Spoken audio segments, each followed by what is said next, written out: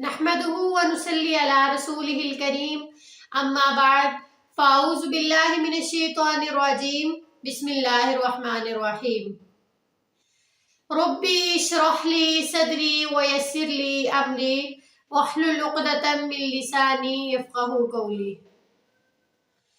अच्छी जिंदगी गुजारने के आज मैं आपको असूल बताऊंगी। दो इंसान, पानी पानी है लेकिन गर्म होने के बाद वो आग बन जाता है।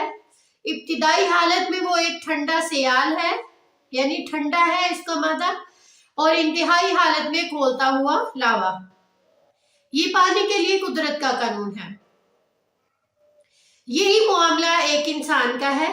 इंसान इब्तिदाई हालत में एक बेज़रर इंसान होता है, लेकिन अगर इंसान की अना को छेड़ दिया जाए तो वो अपने पूरे वजूद के साथ ज़ररे जिस्सा यानी नुकसानदा बन जाता है, तकलीफ देने वाला बन जाता है।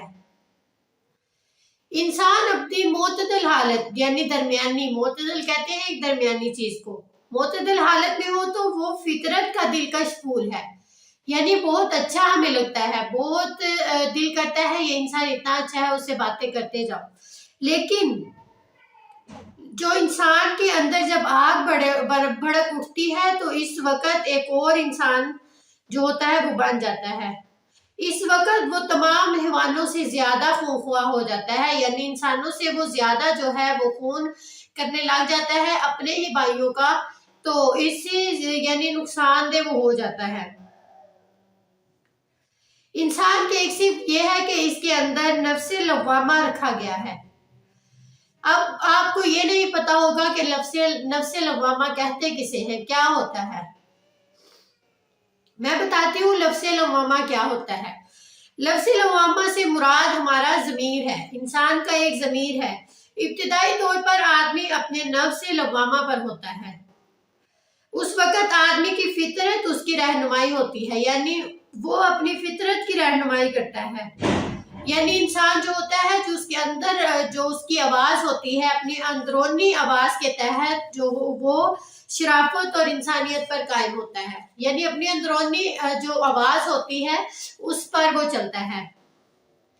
एक होती है नफ्से लव्वामा और दूसरी जो इंसान की सिफ्त है वो है जिसको कुरान करीम में नफ्से अम्मारा कहा गया है। एक नफ्से लव्वामा और दूसरा नफ्से अम्मारा। नफ्से अम्मारा अनानियत है। आदमी का नफ्से अम्मारा या उसकी अनाए आम हालत में सोई हुई रहती है, यानी वो सोई हुई रहती है इसलिए किसी को उससे खतरा नहीं होता। लेकिन इसी तरह मगर जब नफ्से अम्मारा पर जद पड़े तो वो जो है वो जाग उठता है, तो उस वक्त वो इंतकामी हालत में आ जाता है, यानी वो इंतहाई हद तक नुकसानदेह बन जाता है।